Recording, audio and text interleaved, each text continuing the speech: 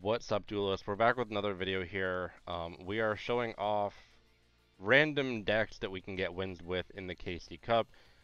This is a deck that has given me trouble at random times in KC Cups, and it's not because it's necessarily really good, but once it starts flowing, it's so hard to finish off, and it'll just burn through your monsters.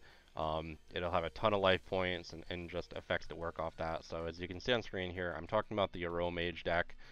Um, it can be a lot of fun to play. The biggest challenge often is just to get like set up on the board, because if you have enough traps and spells and a couple of monsters to work with them, you can just flow. But if your opponent just goes like OTK and is really, really powerful, then it's difficult. I'm not going to commentate like every single thing that happens here, but there's a lot of monsters moving back and forth from the graveyard and adding life points, removing life points, and things like that.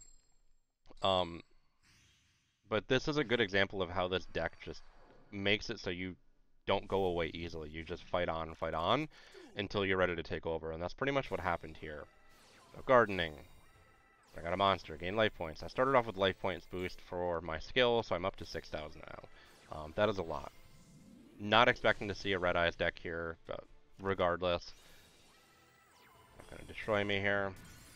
Can bring out Marjoram, which is awesome. Start banishing monsters and cards from the graveyard. Add some life points. Bring back a monster, add some life points, banish something. I attacked into DD Warrior, which is a shame because it gets both cards banished, but that was a pretty strong monster for me.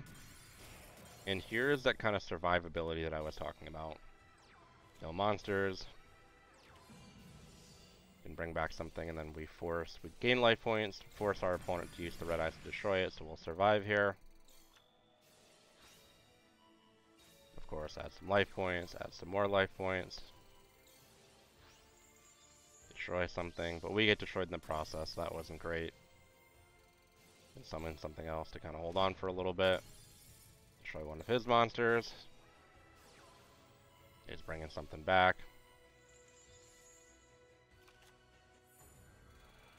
Now, one of the most wicked effects of this entire deck is the fact that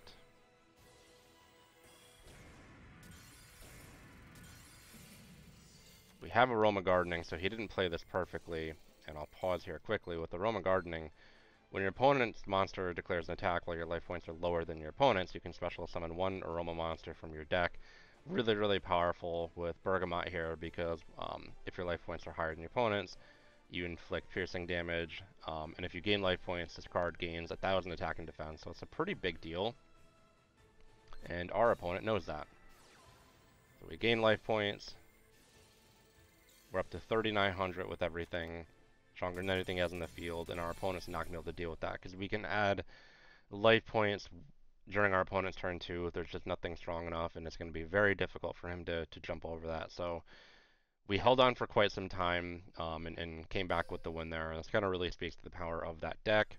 I'm going to jump in and show off the deck quickly. Now, I've talked through a lot of the strengths and weaknesses, so I'm not going to go into too much detail there, but again, with such a focus on having more life points with activating the abilities or gaining life points, we are starting out with life point boost as the skill.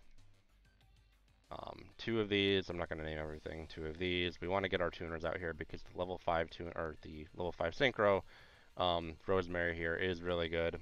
So gonna try to get that out if we can, but we saw Bergamot, very, very powerful. Piercing damage and adding there, really, really nice combo. Marjoram, a really nice summoning effect. Rosemary is a great effect as well. And then really all of our spells and traps, they're either going to add life points, or just give us more effects, or destroy opponent's monsters on that. So again, if you can survive the first turn, this can be a really fun deck to play, and you just hard to lose at times. So good game to my opponent there, and this is Aromage.